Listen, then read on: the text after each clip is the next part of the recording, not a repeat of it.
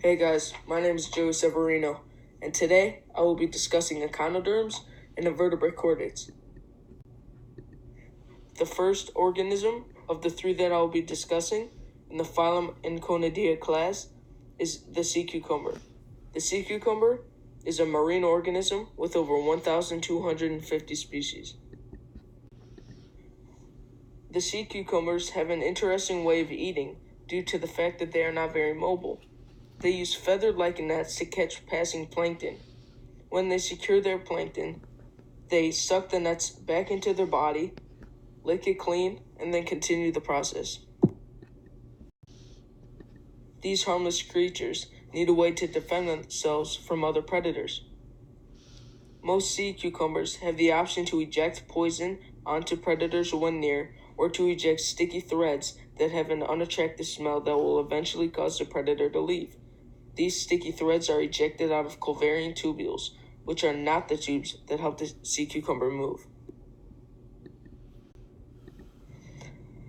The next echinoderm that I will be speaking about is the starfish. One of the interesting things about the starfish is it has no brain. It has a nerve ring which directs its body. This ring is located in the central area of the body and is what helps the starfish eat and find prey. Another interesting function of the starfish is it is a master at regenerating its arms. When it is attacked or injured, and one of the arms falls or is cut off, it can grow it back quickly and efficiently. Like the sea cucumber, it also has tubes that they use to move around.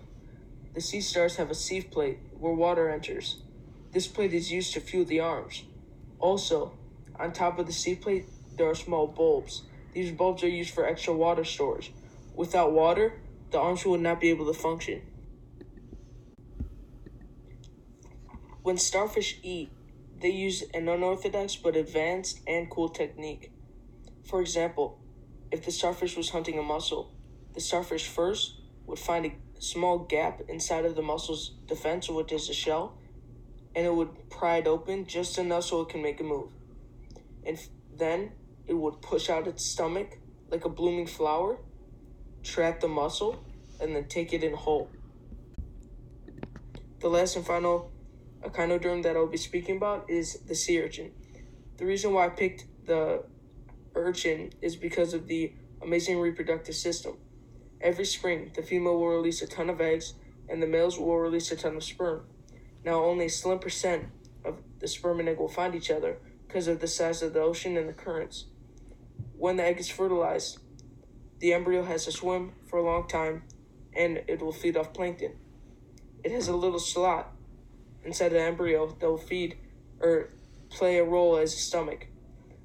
When it is ready to hatch from its transparent shell, it will land near kelp. The reason why it will land near kelp is because it needs something to feed on when it hatches. And it will know when it's ready to hatch and land when it's close to shore, when the current brings it there. When it hatches, it flips itself inside out, and it turns into a mini adult. The last topic that I'll be discussing is the invertebrate chordate. There are 4 characteristics of invertebrate chordates, such as the notochord, which is the rod supporting the body under the dorsal hollow nerve cord. And next is the dorsal hollow nerve cord, which is like the head and will later develop into their brain. The pharyngeal slits, kind of like a fish. It has gills where water enters from the mouth. And then the postanal tail. It's just the tail at the end of the organism. The invertebrate chordates are usually blade-shaped animals, and they have special characteristics. Chordate means special characteristics, and they are related to us. And the main difference is that they have no backbone. They are also related to other mammals that we know today, such as dogs, bears, gorillas, etc.